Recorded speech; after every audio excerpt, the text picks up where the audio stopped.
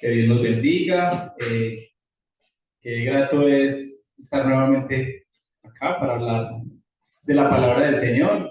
Qué grato es que nos reunimos hoy, eh, fortaleciendo ese ministerio de la familia, que es tan importante, que es la forma en que el Señor nos diseñó para vivir en sociedad.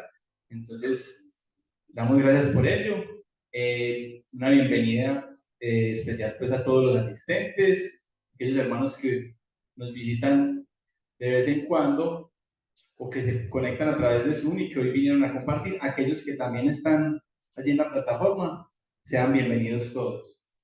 Y bueno, ya hecha la introducción del hermano y habiéndonos encomendado al Espíritu Santo para que sea Él quien a través de un pecador más transmita lo que Él pretende, o lo que Él quiere que escuchemos, y también para que nos active nuestros oídos espirituales y podamos entender la palabra, los invito a que nos ubiquemos en el libro de Hebreos, capítulo 7. Libro de Hebreos, capítulo 7. Y una vez estemos allí, los invito a que nos pongamos de pie para leer la sagrada palabra de Dios.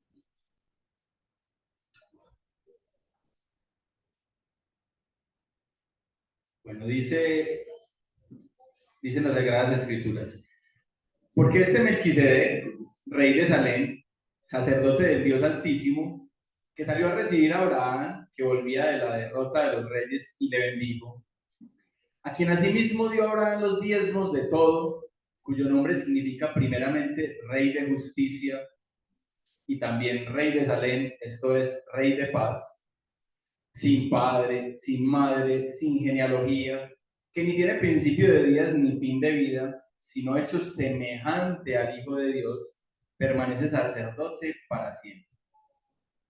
Considerad pues cuán grande era este, que aún Abraham, el patriarca, dio diezmos del botín.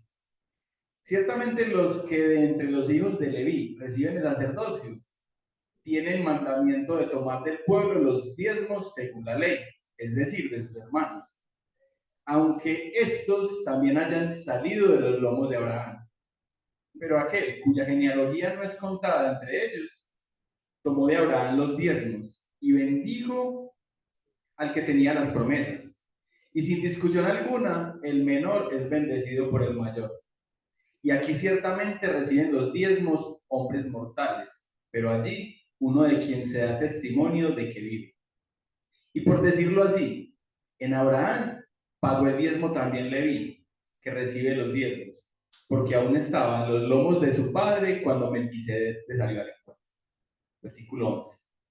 Si pues la perfección fuera por el sacerdocio levítico, porque bajo él recibió el pueblo la ley, ¿qué necesidad habría aún de que se levantase otro sacerdote según el orden de Melquisedec y que no fuese llamado según el orden de Aarón? Porque cambiado el sacerdocio, necesario es que haya también cambio de ley. Y aquel de quien se dice esto es de otra tribu, de la cual nadie sirvió al altar. Porque manifiesto es que nuestro Señor vino de la tribu de Judá, de la cual nada habló Moisés tocante al sacerdocio. Y esto es aún más manifiesto si a semejanza de Melquisedec se levanta un sacerdote distinto, no constituido conforme a la ley del mandamiento acerca de la descendencia, sino según el poder de una vida indestructible, pues se da testimonio de él. Tú eres sacerdote para siempre según el orden de Melquisedec. Queda pues abrogado el mandamiento anterior a causa de su debilidad e ineficacia, pues nada perfeccionó la ley, y de la introducción de una mejor esperanza por la cual nos acercamos a Dios. Versículo 20. Y esto no fue hecho sin juramento, porque los otros ciertamente sin juramento fueron hechos sacerdotes, pero este con el juramento del que le dijo, Juró el Señor y no se arrepentirá. Tú eres sacerdote para siempre según el orden de Melquisedec. Por tanto, Jesús es hecho fiador de un mejor pacto. Y los otros sacerdotes llegaron a ser muchos, debido a que por la muerte no podían continuar. Mas este, por cuanto permanece para siempre, tiene un sacerdocio inmutable, por lo cual puede también salvar perpetuamente a los que por él se acercan a Dios, viviendo siempre para interceder por ellos. Porque tal sumo sacerdote nos convenía, santo, inocente, sin mancha, apartado de los pecadores y hecho más sublime que los cielos, que no tiene necesidad cada día, como aquellos sumos sacerdotes, de ofrecer primero sacrificios por sus propios pecados y luego por los del pueblo. Porque esto lo hizo una vez para siempre, ofreciéndose a sí mismo, porque la ley constituye sumos sacerdotes a débiles hombres, pero la palabra del juramento posterior a la ley, al Hijo, hecho perfecto para siempre. Amén. Amén. Vamos a sentarnos. Y bueno, vamos a continuar con el estudio expositivo de la carta a los hebreos.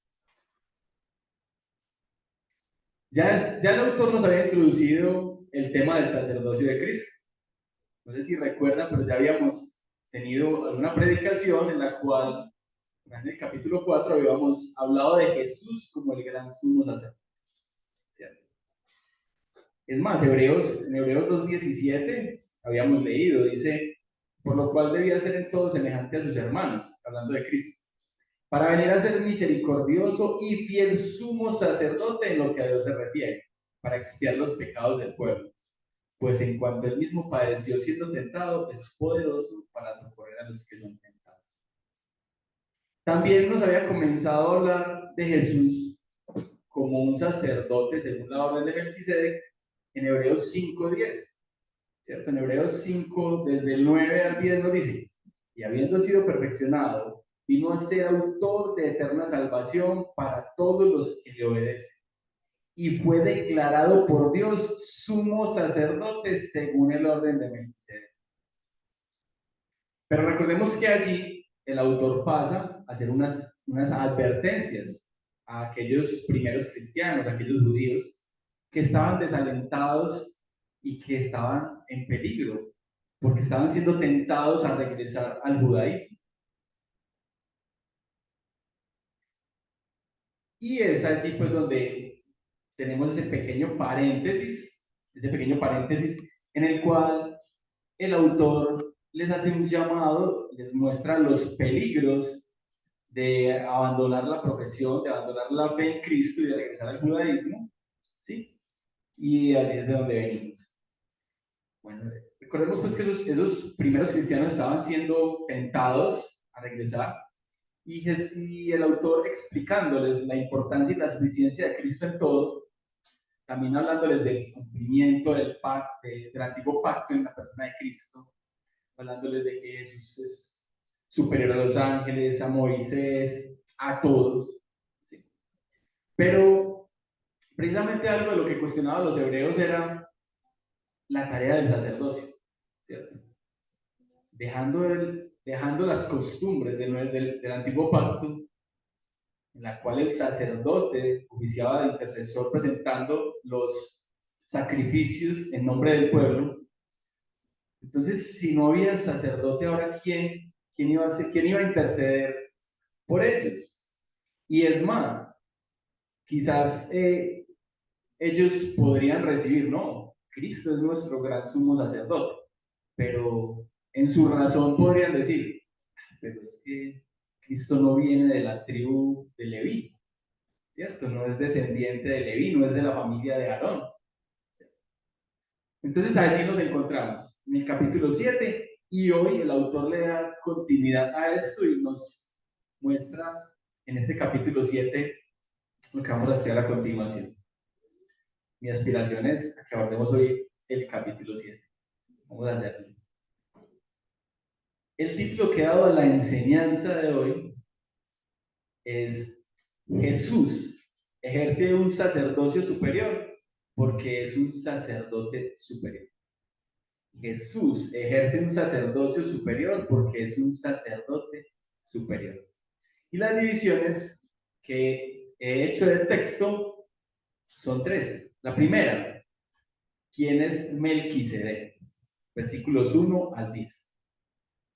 ¿Quién es Melquisedec? La segunda, la necesidad de un nuevo sacerdocio. La necesidad de un nuevo sacerdocio. Versículos 11 al 19. Y la última división, la superioridad de Cristo. La superioridad de Cristo, nuestro sumo sacerdote, versículos 20 a 28. Primera división, ¿quién es Melquisedec? Vamos a ver en qué me metí. ¿Cierto? Freddy nos va a explicar quién es Melquisedec. Eso es como la historia que contó el otro día el pastor. Si llega alguien aquí y nos va a explicar el misterio de la Santísima Trinidad. ¿Cierto? Más o menos así. Bueno, realmente lo que vamos a hacer es estudiar o a ver qué nos dice la Biblia de Melquisedec. ¿Sí? ¿Qué nos dice la palabra de Melquisedec? ¿Listo? Bueno, realmente Melquisedec es un personaje del cual se habla muy poco en la Biblia. En el libro de Génesis, capítulo 14, capítulo 14, versículos 18 al 20, encontramos tres versículos en los cuales aparece Melquisedec. Posteriormente, en los Salmos, Salmo 110:4 también aparece mencionado cuando el Señor habla del Mesías y dice que el Mesías será un sacerdote como lo es, o de la orden de Melquisedec, no de la orden de Aarón, sino de la orden de Melquisedec. Y ahora en Hebreos volvemos a encontrar la mención que se hace de este Melquisedec. Génesis capítulo 14, versículos 17 al 20. Si quieren, vamos y leamos allí lo que dice la palabra de Dios de Melquisedec.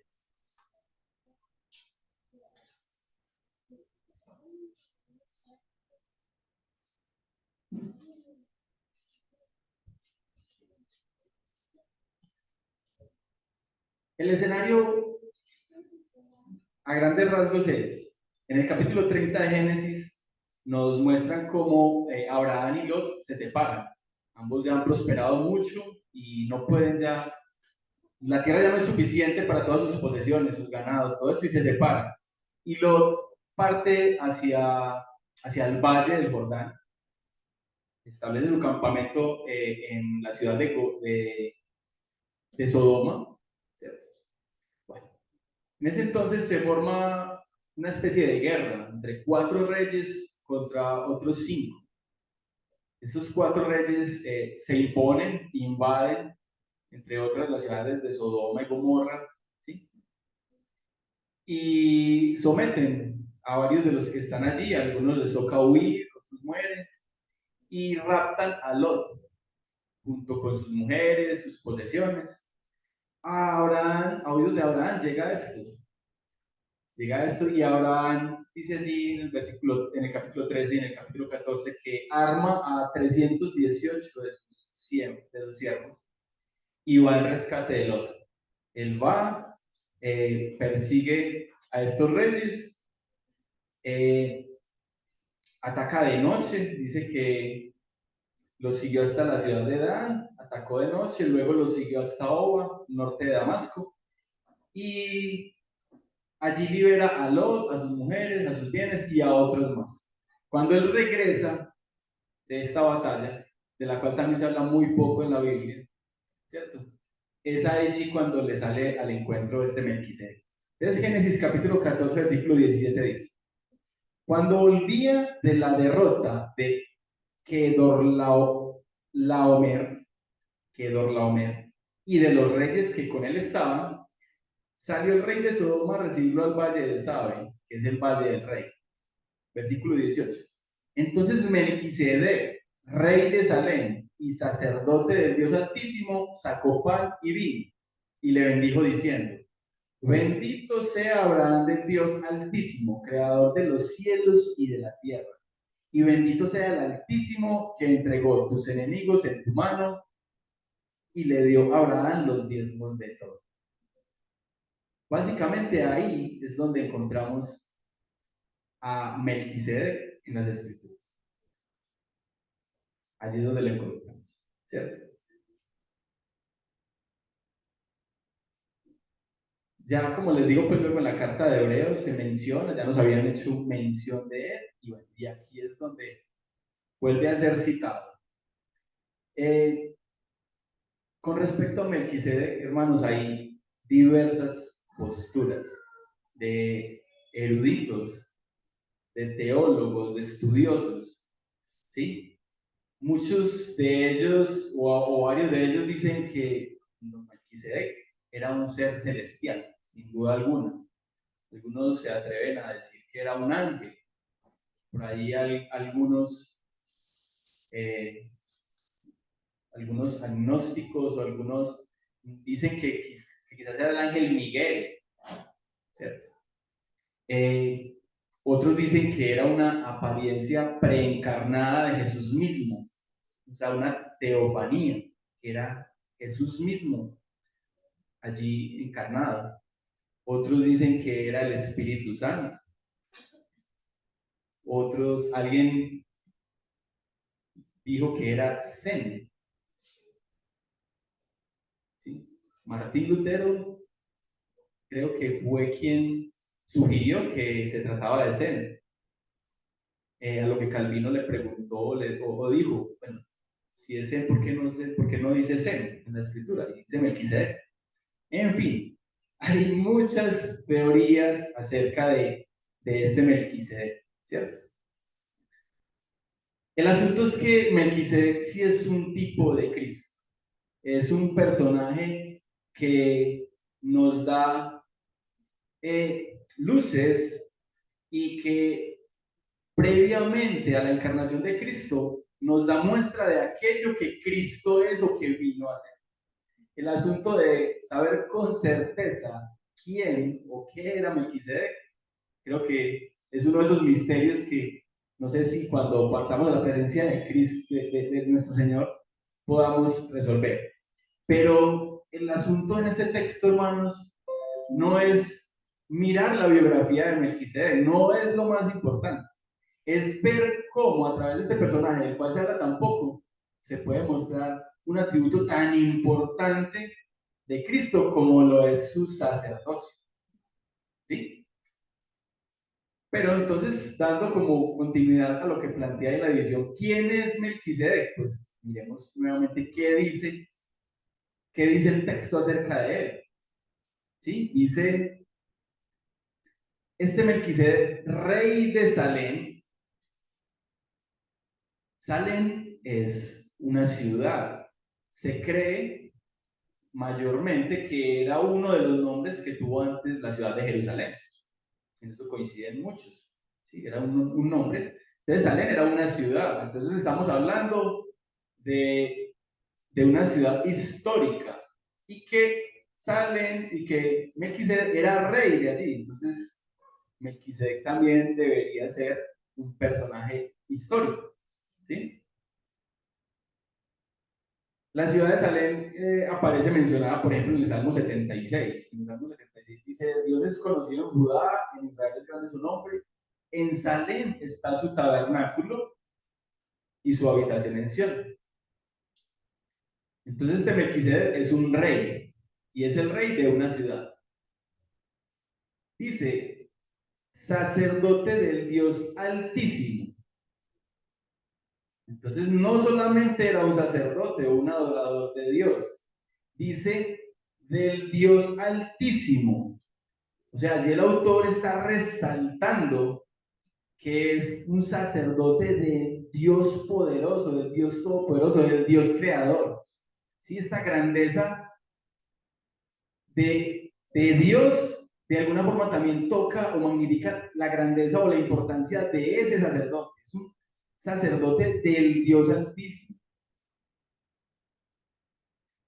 Es curioso porque sabemos, pues la historia nos muestra el peligro que hay de ejercer esas dos profesiones, esas dos labores, esas dos tareas de manera simultánea, rey y sacerdote.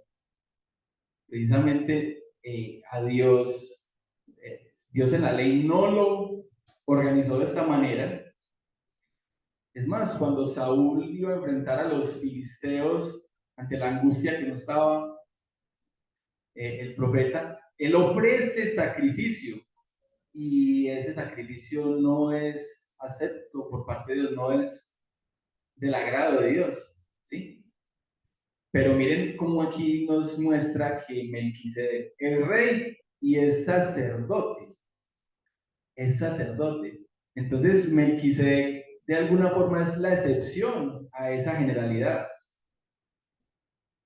Curioso pues porque en la palabra vemos como el Salvador, como Cristo es profetizado como rey y como sacerdote. Bueno, ¿qué más nos dice la palabra de Melquisedec? Nos dice que el nombre Melquisedec significa rey de justicia y que la palabra Salem significa paz. Entonces él es rey de Salem, por lo tanto rey de paz, rey de paz. Entonces miren cómo, a pesar de que son pocos versículos, el autor aquí se toma la tarea, el Espíritu Santo por medio del autor, se toma la tarea de especificar la importancia de ese nombre y la importancia de esos atributos que tiene este personaje.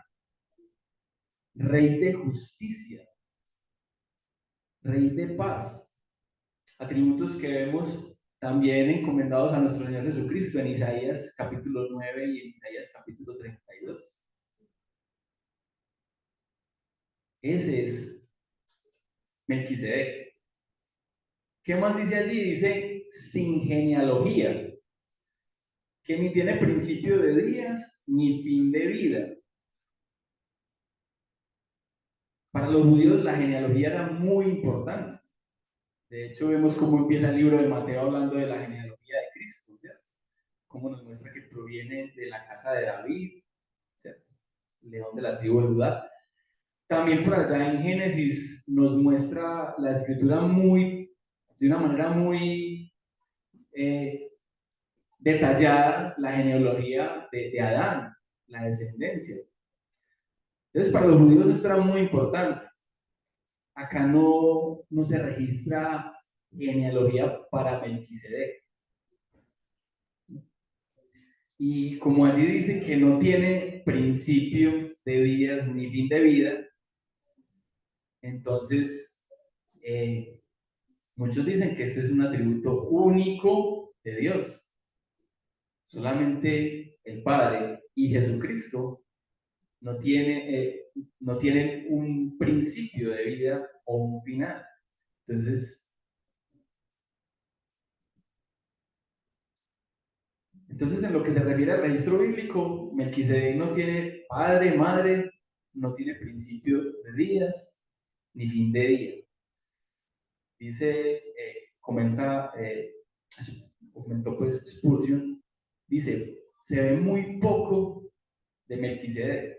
Sin embargo, no es que veamos poco en él. Se ve muy poco de él, pero no vemos poco en él. Es un personaje muy grande, del cual se habló muy poco. Dice allí, a continuación, hecho semejante al Hijo de Dios. Hecho semejante al Hijo de Dios. Entonces, ojo, Cristo no es hecho semejante a Melquisedec, sino que Melquisedec es hecho semejante a Cristo. Es hecho semejante a Cristo. Semejante. Entonces, ahí sigue habiendo controversia. No es Cristo, sino semejante a Cristo. Ahora, mirando el griego, es una palabra que nos había compartido el otro día el hermano Pastor Edison, que se traduce como facsímil, o modelo, o sea, como idéntico. Así se traduce. ¿Sí? Bueno,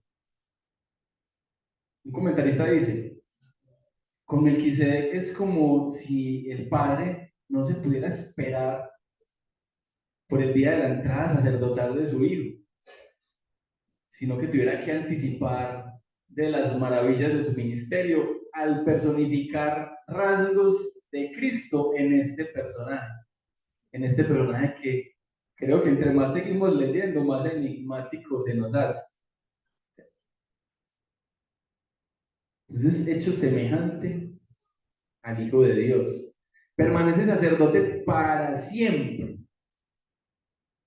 El sacerdocio de los levitas tenía un tiempo determinado, obviamente porque eran mortales, pero además porque estaba constituido de alguna manera que ellos sirviesen durante los años más productivos, ¿cierto? Entre la edad de los 25 a los 50, en fin, y ya quizás después podrían descansar y ser reemplazados por sus hermanos, en fin.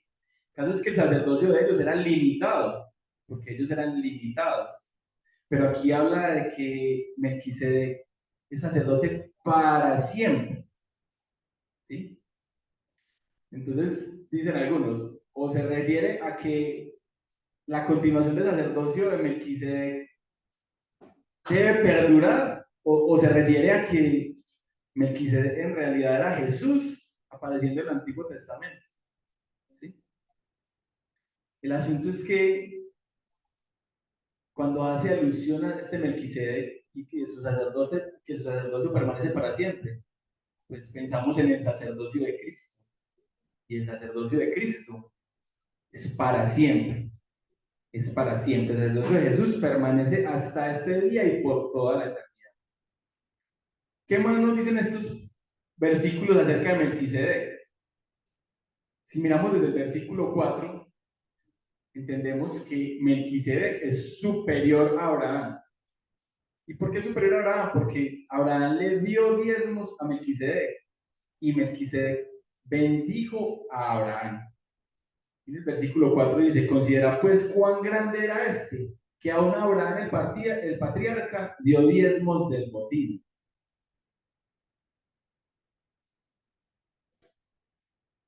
Sabemos pues que el sacerdocio de Leví, que es un personaje que aún no había nacido allí, ¿cierto? Abraham, de la descendencia de Abraham, ¿cierto? Isaac, de la descendencia de Isaac, Jacob, y de allí las 12 tribus, ¿cierto? Entonces aún no estaba, pues, obviamente instaurado el sacerdocio, pero el sacerdocio de Leví recogía diezmos, dice ahí la palabra, de sus semejantes. ¿Sí? Dios instituyó a la tribu de Leví para que ejerciera el sacerdocio y a la familia de Aarón en particular para que fueran los sumos sacerdotes. ¿Sí? Y todos debían diezmar a Leví o a la tribu de Leví, a los levitas, a los encargados del templo. ¿Sí? De entre los mismos. Pero la ofrenda que presenta Abraham a Melquisedec es diferente. Dice ahí la palabra que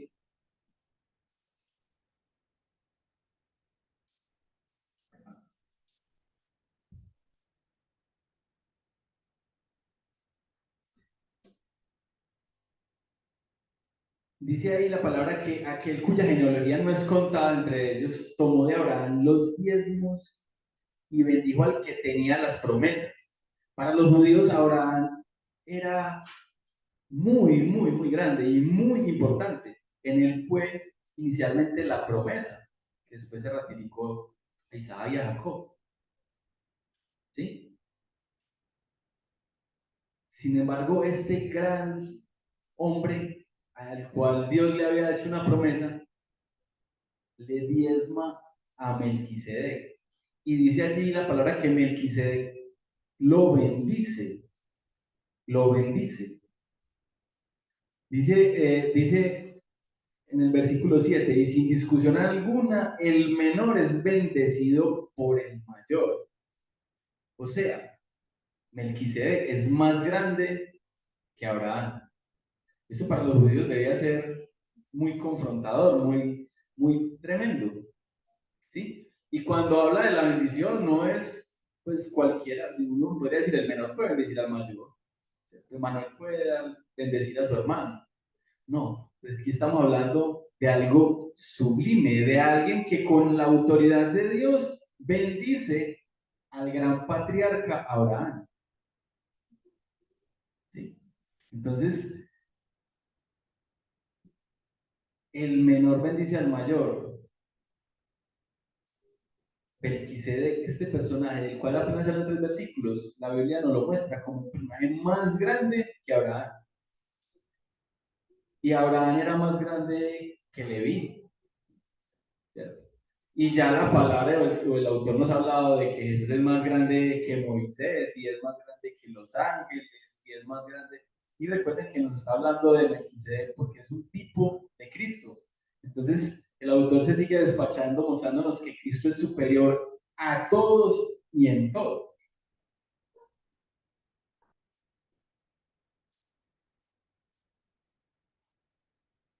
Entonces, así como la palabra aquí habla de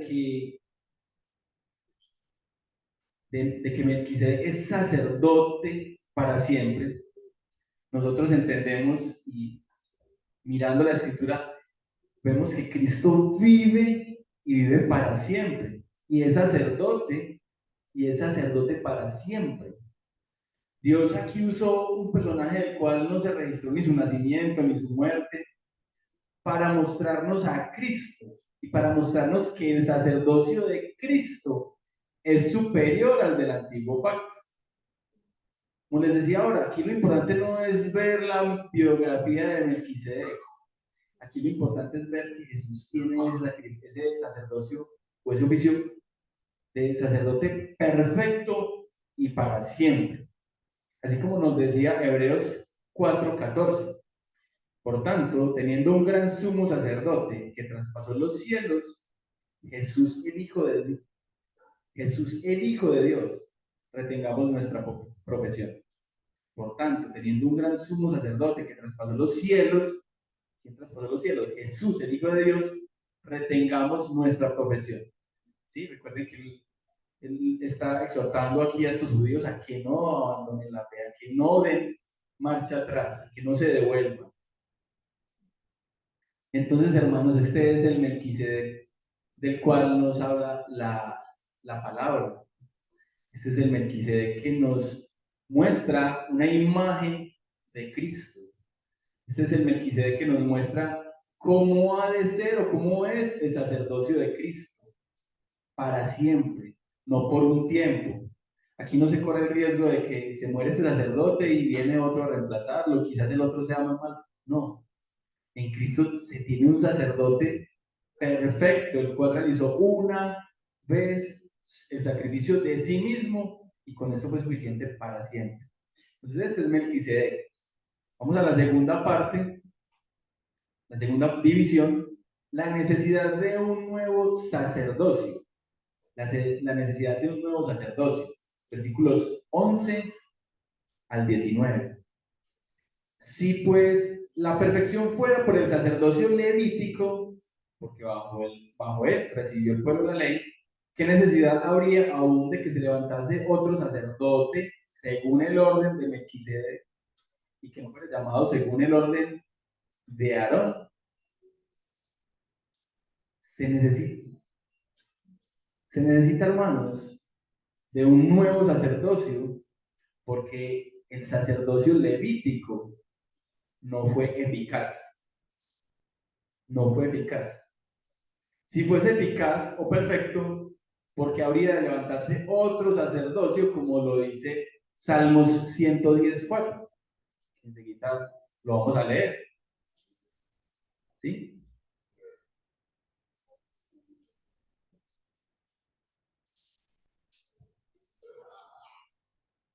El sacerdocio del Antiguo Testamento fue el sacerdocio asociado con la ley de Moisés, ¿cierto? El sacerdocio de Melquisedec está asociado con Abraham, no con Moisés. Dice el versículo 12, porque cambiado el sacerdocio, necesario es que haya también cambio de ley. ¿Sí? Entonces aquí el autor les dice, ya no hay necesidad de esa ley ceremonial, de ese sacerdocio levítico en el cual el sacerdote debe primero ofrendar por sí mismo para después ofrendar por el pueblo y se debe realizar esto de esta manera. No, se debe dar paso a un nuevo sacerdocio. ¿Y quién hace las tareas, quién hace el oficio en este nuevo sacerdocio? Cristo, ese sumo sacerdote. ¿Sí? Necesario es. El sacerdocio de Aarón estaba conectado a la ley de Moisés, así que si es cambiado el sacerdocio, debemos anticipar algún cambio en el estatus o lugar de la ley. ¿Sí? La ceremonia de los sacrificios es cambiada después del sacrificio de Cristo. Después del sacrificio de Cristo. Dice el versículo 13, y aquel de quien se dice esto es de otra tribu, de la cual nadie sirvió al altar, porque manifiesto es que nuestro Señor vino de la tribu de Judá, de la cual nada habló Moisés, tocando al sacerdocio. Entonces, de acuerdo a la ley mosaica, Jesús no podía ser sacerdote, ya que estaba en la tribu equivocada. ¿Sí? Dios ordenó específicamente que solo aquellos de la familia de Aarón podrían servir en el altar. ¿Cierto? Y Jesús obviamente no provenía de la familia de Aarón, ni siquiera de la tribu de Leví. Jesús provenía de la tribu de Judá. Entonces nada tenía que ver con el sacerdocio de Aarón. Nada tenía que ver con ese sacerdocio asociado a la ley de Moisés. Por tanto, de acuerdo con el sacerdocio de Aarón y la ley de Moisés, Jesús nunca podría ser sacerdote. Si Él es nuestro sumo sacerdote, debe serlo bajo otro principio. Bajo otro principio, que es el que nos va a mostrar el autor a continuación. ¿Cierto? Entonces, bajo esta perspectiva, hermanos, los hebreos podrían cuestionar erradamente el sacerdocio de Cristo. Decir, no, Cristo no proviene de la tribu de Leví. ¿Sí? ¿Y qué están haciendo ellos? Razonando desde su razón y desde lo que está estipulado en la ley, están cuestionando, no, es que según la ley, él no puede ser sacerdote. Yo creo que esto nos sucede muchas veces a nosotros. Desde nuestra razón, nuestro conocimiento, queremos muchas veces cuestionar a Dios o cuestionar cosas de la escritura o de la palabra de Dios. Y aquí pues obviamente esto no tiene sentido. Dios es superior a nuestra razón. ¿Sí? ¿Cómo vamos a razonar que Dios hizo los cielos y la tierra solamente con su palabra? ¿Cómo vamos a razonar que formó a un hombre, a un hombre lo hizo de 30 años, lo hizo ya adulto, y de su costado sacó a la mujer? ¿Cómo vamos a razonar todas estas cosas? ¿Sí? Entonces, ellos equivocadamente están razonando, pero entonces el autor les dice, no, pero es que el sacerdocio de Cristo no proviene o no es aquel sacerdocio del antiguo pacto. El sacerdocio de Cristo viene de otra procedencia, viene de otra orden. ¿De cuál orden? De la orden de Melquisedec. Y ahí es donde el autor, en el versículo 15 en adelante del texto, citando al Salmo 110:4, dice, y esto es aún más manifiesto, si a semejanza de Melquisedec se levanta un sacerdote distinto, no constituido conforme a la ley del mandamiento acerca de la descendencia, sino según el poder de una vida indestructible, pues se da testimonio de él. Tú eres sacerdote para siempre según el orden de Melquisedec.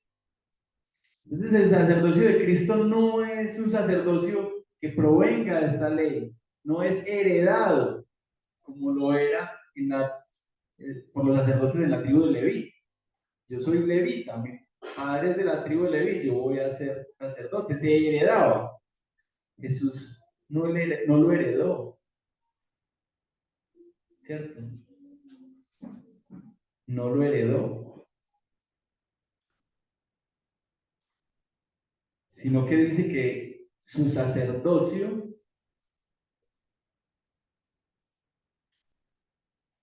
es prometido o jurado por el Padre, por Dios.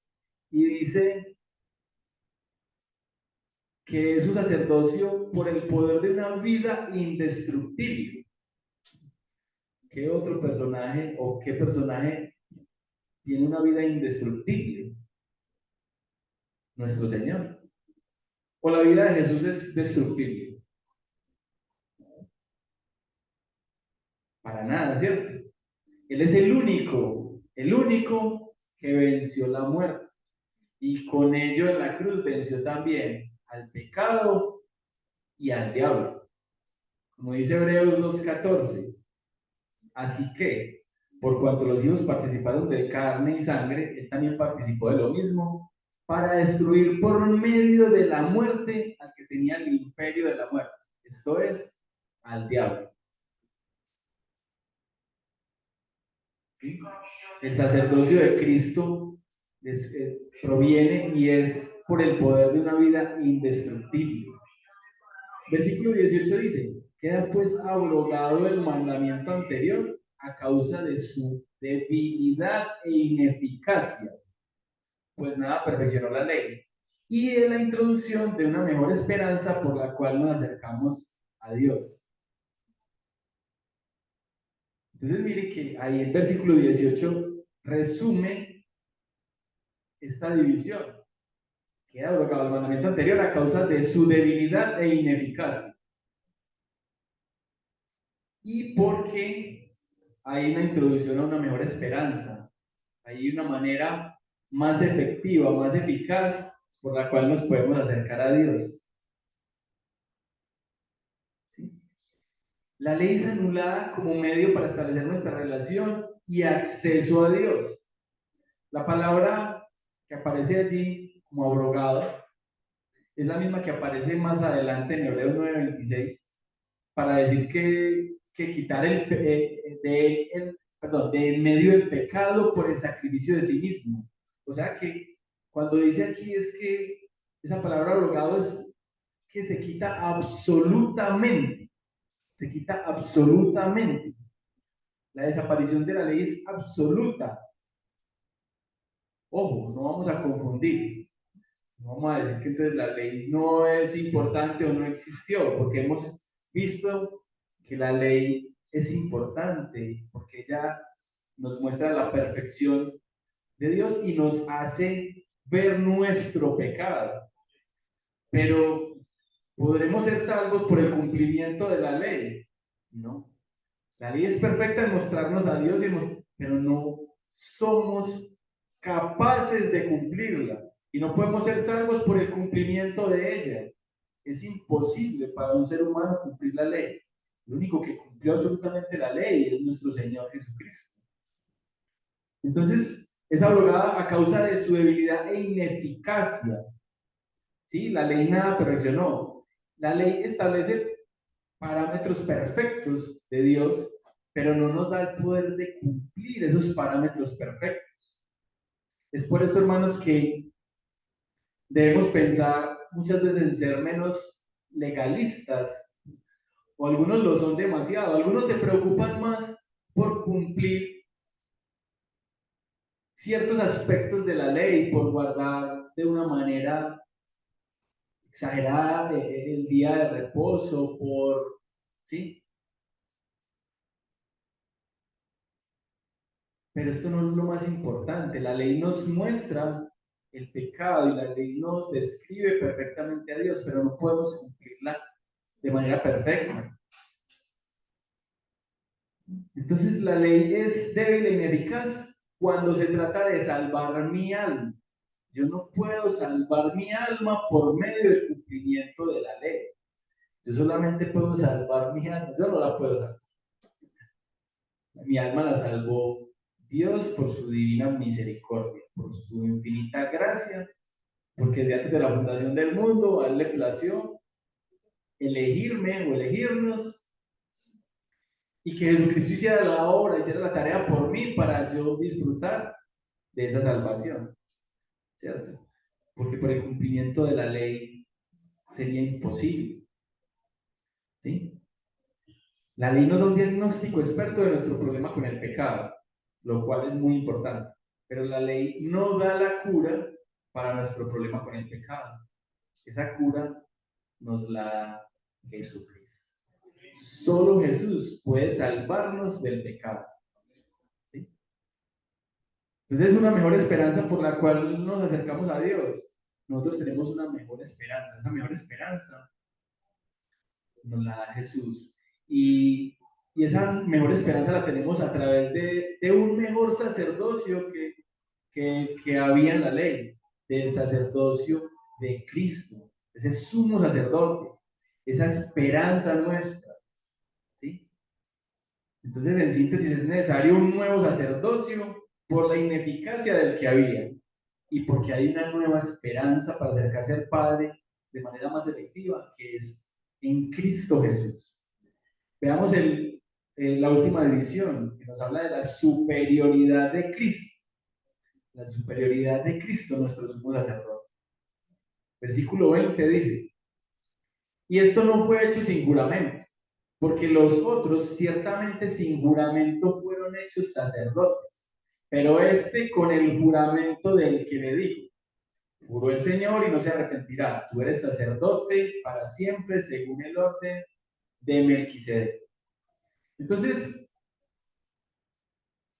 la superioridad de Cristo la vemos aquí en que Él es superior porque Jesús fue hecho sumo sacerdote por juramento directo de Dios.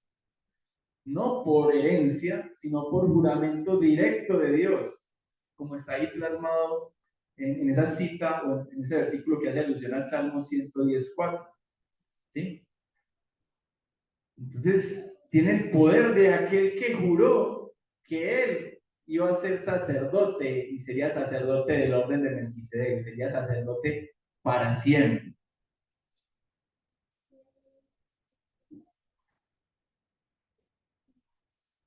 Los otros sacerdotes habían sido hechos sacerdotes sin juramento, simplemente eran designados por provenir de la tribu de Leví, ¿cierto? Por herencia. Dice ahí en versículo 22, por tanto Jesús es hecho fiador de un mejor pacto. Entonces, el sacerdocio de Cristo es superior porque Jesús es nuestra garantía de un mejor pacto. Dice ahí, es hecho fiador de un mejor pacto. La palabra griega antigua para fiador describe a alguien como que daba una garantía o seguridad. Era una persona que podía servir de fiador para un préstamo o alguien que pagaría la fianza para un prisionero. Entonces aquí nos dice que Jesús mismo es la garantía. Jesús mismo es la garantía. Por eso Jesús es superior y su sacerdocio es superior.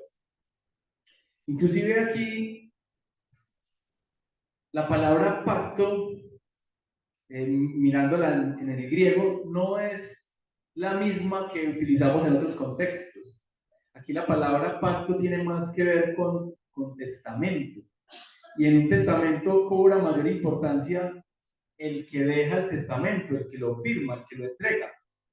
En un pacto, pues uno dice, es un acuerdo entre dos.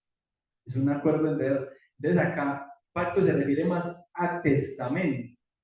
Entonces Jesús es guiador nuestro en ese testamento. ¿Sí? Definitivamente aquí nos muestra la superioridad de Cristo, ¿sí? Y prueba de que Él es digno y capaz de ser nuestra garantía, nuestro consignatario, ¿cierto? Esa garantía. ¿Qué garantía nos podría dar un sacerdote hombre, un pecador más como nosotros? ¿Sí? En el antiguo pacto, pues él era mediador, le habían sido conferidas o atribuidas esas tareas, pero él no podía ser garantía. Jesús sí es garantía nuestra, o es garantía en favor de nosotros. Versículo 23. Y los otros sacerdotes llegaron a ser muchos, debido a que por la muerte no podían continuar. Mas este, por cuanto permanece para siempre, tiene un sacerdocio inmutable, por lo cual también, por lo cual puede también salvar perpetuamente a los que por él se acercan a Dios, viviendo siempre para interceder por ellos. Entonces el sacerdocio de Cristo es superior porque es un sacerdocio inmutable.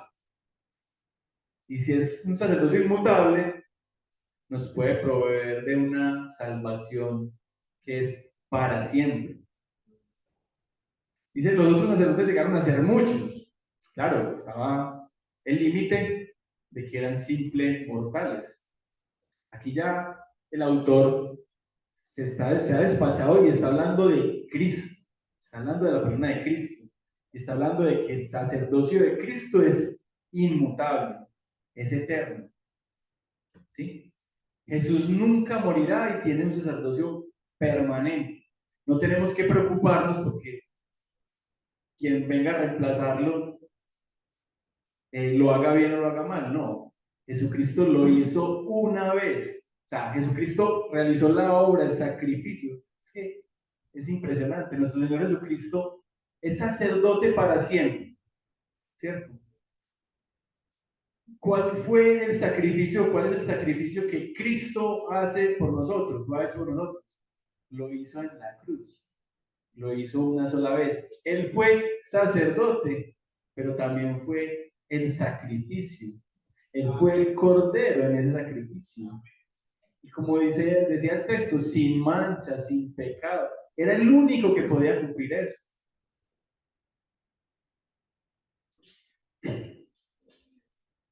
Entonces, Jesucristo nos puede salvar perpetuamente. La naturaleza inmutable del sacerdocio de Jesús significa que la salvación que ofrece también es inmutable. Cuando decimos que la salvación es inmutable, es que nuestra salvación permanece segura, permanece segura. Sabemos que hay doctrinas en las cuales no coinciden y hablan de que la salvación la podemos perder. No podemos perder la salvación porque la salvación no depende de nosotros. La salvación depende de aquel que hizo la tarea, de aquel que se presentó en sacrificio y que murió por nosotros. Vimos aquí, muy importante, nos dice, por lo cual puede también salvar perpetuamente. ¿A quiénes? A los que por él se acercan a Dios. O sea que aquí nos dice a quién puede salvar Jesús. ¿Sí? Se refiere a aquellos que permanecen en él, aquellos que tienen comunión con el Padre. Nosotros podemos tener comunión con el Padre simplemente por desearlo. No.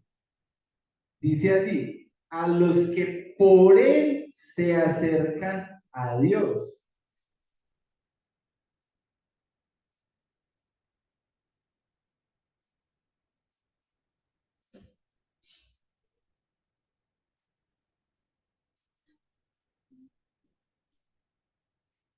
El sacerdocio de Cristo es inmutable, así como Cristo es inmutable, así como su obra es inmutable. Es uno de los atributos que hemos visto y que solamente están asignados a Dios. Dios es inmutable, Cristo es inmutable, su sacerdocio es inmutable, su obra es inmutable. Entonces, esto nos da una seguridad y una paz en el hecho de que tenemos quien medie por nosotros de manera permanente. ¿Sí? Dice, cuando por él nos acercamos a Dios, él nos salva perpetuamente. En Jesús hay seguridad total de salvación. ¿Sí? Dice ahí mismo Entonces, nos salva perpetuamente, o puede salvar perpetuamente a los que se acercan a Él, viviendo para siempre para interceder por ellos. Entonces, tenemos el Cristo aquel que siempre intercede por nosotros. Esto es un gran aliciente, hermanos. Jesús intercede por nosotros de manera permanente. ¿Sí?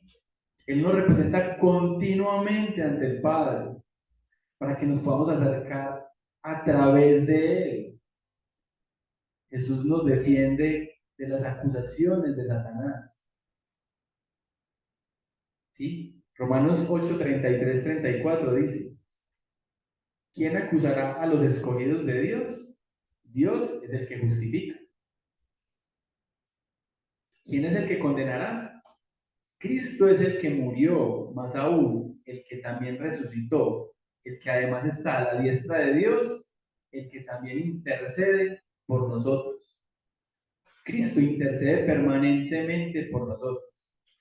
Ojo, no es que Cristo interceda o trate de torcer la voluntad del Padre, porque el Padre también es inmutable y ya tiene todo designado. Y Él desde antes de la fundación del mundo tiene estipulado aquello que tú y yo habemos de vivir y quiénes han de ser salvos. Pero también sabemos que vivimos en un mundo caído, estamos expuestos a tentaciones y que el diablo se vale de muchas cosas para atacar a los hijos de Dios. Pero nosotros tenemos a Cristo como nuestro defensor, como ese intercesor ante el Padre. Ya para finalizar, versículos 26 al 28. Porque tal sumo sacerdote nos convenía santo, inocente, sin mancha, apartado de los pecadores y hecho más sublime que los cielos, que no tiene necesidad cada día, como aquellos sumos sacerdotes, de ofrecer primero sacrificios por sus propios pecados y luego por los del pueblo, porque esto lo hizo una vez para siempre, ofreciéndose a sí mismo. Porque la ley constituye sumos sacerdotes a débiles hombres, pero la palabra del juramento posterior a la ley al Hijo hecho perfecto para siempre. Jesús es superior, el sacerdocio de Cristo es superior porque Jesús está mejor calificado para ser sumo sacerdote que cualquier otro sacerdote. ¿Sí? Que cualquier otro sacerdote de la ley de Moisés. Jesús no es de la ley de Moisés. ¿Sí?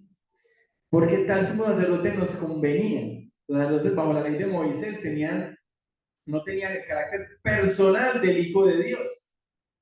¿Sí? No tenían ese carácter. Dice aquí que Jesús es sin malicia, santo, inocente, sin mancha, ¿cierto? Sin engaño.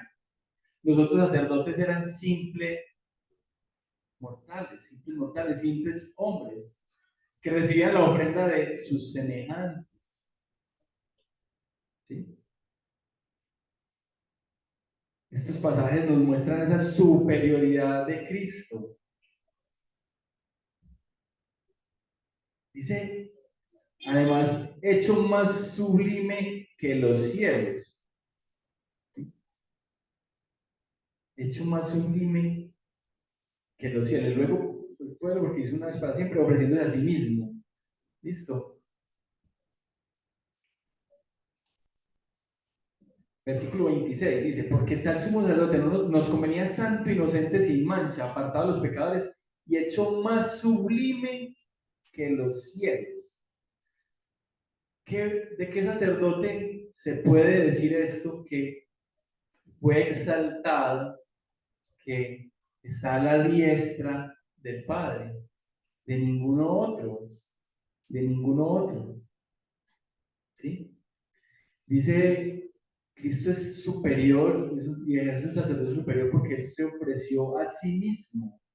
Esto es único, es el único sacerdote que presenta como sacrificio o que se presenta como sacrificio a sí mismo.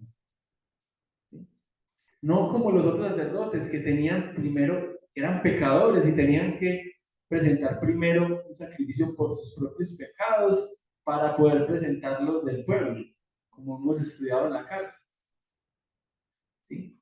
Sino que siendo sin mancha, santo, puro, se pudo presentar como el sacrificio perfecto una vez y para siempre, y para siempre, ¿sí? Entonces la ley constituye sumos sacerdotes a unos débiles hombres. Eso era bajo la ley de Moisés. Pero Jesús es un sacerdote perfecto bajo el juramento dado por el Padre, ¿cierto? El cual lo anunció a él como un sacerdote perfecto y para siempre. Para siempre. Jesús, pues, es el mejor sacerdote porque es superior. Superior a todos y en todo. Hermanos, nuestro principal problema es estar separados de Dios. Pero Cristo nos resolvió ese problema. ¿Sí? Por medio de Cristo tenemos acceso directo al Padre. Ya no tenemos que hacer sacrificios por nuestros pecados. ¿Qué es lo que tenemos que hacer si no lo hemos hecho? Es recibir a Cristo en nuestro corazón como el Señor y Salvador de nuestra vida. Cristo es el único camino al Padre. Nosotros no debemos buscar otros caminos. No es por el cumplimiento de ciertos mandatos, por el cumplimiento de ciertas leyes. No. Es por la gracia de nuestro Señor, por su infinita misericordia, por la obra de Cristo en la cruz. Entonces, hoy en día necesitamos a un sacerdote diferente a Cristo. Necesitamos a un hombre que medie entre nosotros y Dios. Algunos quisieran, o algunos creen que es así, pero las escrituras no nos dicen eso, no nos muestran eso. Nosotros necesitamos otro mediador más que Jesucristo nuestro Señor. No lo necesitamos. Amén. Amén. Bueno, entonces finalicemos orando. O sea, Señor, infinitas gracias te damos en la mañana de hoy. Te damos gracias, Señor, por tus escrituras, porque tienes un propósito, Señor, en cada porción, como lo dice 2 Timoteo 3:15. Toda escritura es inspirada por Dios y útil para. A través de estos versículos que estudiábamos hoy en el Antiguo Testamento, nos muestra la grandeza de ese personaje enigmático, pero la importancia detrás de todo este pasaje es mostrarnos el sacerdocio de Cristo, ese sacerdocio perfecto, inmutable. Te damos gracias por este pasaje, te damos gracias por mostrarnos cada vez más la grandeza de tu palabra, la grandeza de Cristo y sus atributos. Te damos pues gracias, Señor, por ello. Te damos gracias por la salvación, que es por medio de la gracia, y no por algo que nosotros hagamos o merezcamos, Señor. Damos gracias, Señor, por la obra de Cristo, por ese sacrificio perfecto, y por la obra que aún continúa haciendo por nosotros, que es la de ser nuestro mediador, la de ser nuestro sumo sacerdote. Damos gracias, Señor, por amarnos desde antes de la fundación del mundo.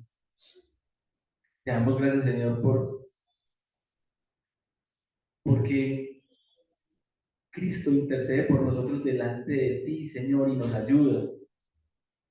Te damos gracias, Señor, por todas tus grandezas, por toda tu grandeza, Señor. Te damos gracias, Señor, por el plan perfecto de salvación, el cual, Señor, si nosotros nos pusiésemos a razonar o a cuestionar, simplemente, Señor, diríamos tonterías en nuestra capacidad humana. Pero tú, Señor, desde antes de la fundación del mundo, estipulaste un plan perfecto, el cual se ejecutó al pie de la letra, y nosotros somos beneficiados de él. Por él te damos gracias, Señor. Te damos pues infinitas gracias, Señor, por tu palabra, por la obra de Cristo. Te pedimos, Señor, que el momento que vamos a vivir a continuación, el resto del culto, sea para tu gloria, Señor, y que nosotros sigamos alabándote y bendiciéndote conforme a tu voluntad y podamos seguir gozándonos y disfrutando de las maravillas y de las bendiciones que tú tienes para nosotros. Te damos gracias, Señor, en el nombre de Cristo Jesús. Amén.